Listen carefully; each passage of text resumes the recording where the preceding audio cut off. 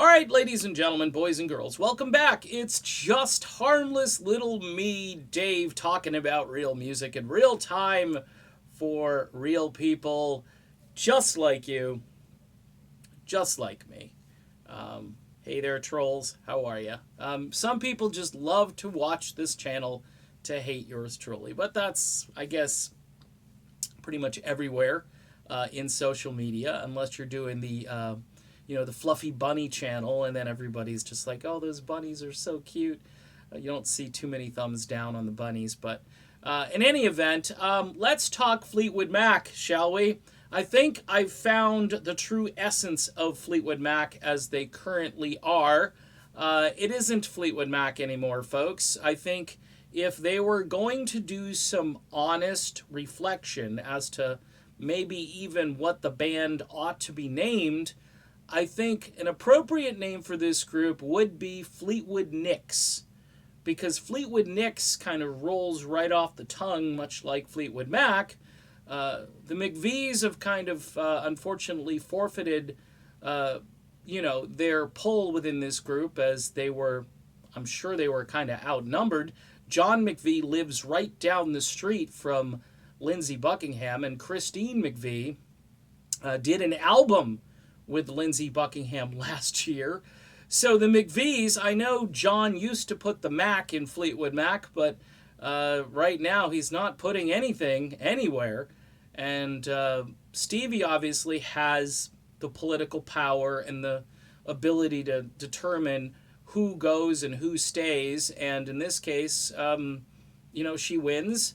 So I think these two individuals, both Mick Fleetwood and Stevie Nicks, are kind of like the power couple in the group. And why not rename the band Fleetwood Nicks? I think many of the Stevie Nicks fans would be super hyper pleased with that, because number one, Stevie matters most. Okay, we found that out because people keep attending concerts. By the way, if you drive a Lexus SUV and you got some cushy corporate job, or you're living off some corporate pension and you've got nothing to do, you plan a nice evening out with your wife. You're both maybe in your 50s, 60s, or even 70s, and you got nothing else to do when Fleetwood Mac is coming to town. Irving Azoff has totally got you guys. He's got your number. All of these corporate sponsors and corporations that buy tickets and give them to their employees as perks. I mean, this is what it's all about these days. I mean, you really don't even have to be the original band or all that talented. You put the name out there. It's entertainment. It's something for folks to do. So even if you changed the name of the group to Fleetwood Nicks, I think it would be a huge draw, because there would be a lot of people on Team Stevie who would say, well, it's about time. It's about time. I mean, because this is really the true essence of this band.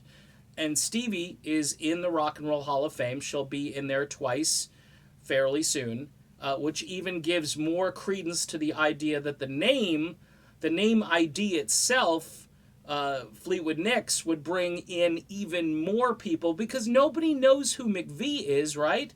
And nobody understands where the Mac comes from. Some people probably understand that Mick Fleetwood, his last name is Fleetwood, and they might connect that to the name, but they might not. But if you put Nicks on the end of it, unless you're like getting confused and thinking this is like the New York Knicks, which is a different team altogether, although more cohesive of a team. I don't know what their record is right now, so I might be off on that. But the point being is that this is all about making money. So if you really want the name ID to matter, call the band Fleetwood Nicks. And it's more honest. It's more representative. And at that point, you're just, you're giving the people what they want, so to speak. And Irv Azoff, I mean, the marketing, all you got to do is put a picture of Mick Fleetwood up, put a picture of Stevie Nicks up, say Fleetwood Nicks. Here they are. And people might even start to think they're a duo, which would be fine too. Because all of it is good, because you got all these support players back there who are producing the sound and making up for Lindsey Buckingham not being there. Well, they're trying to.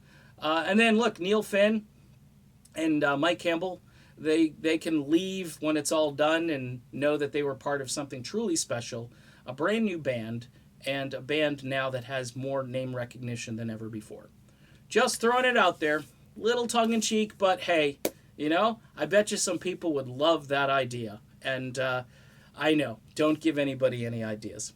See ya.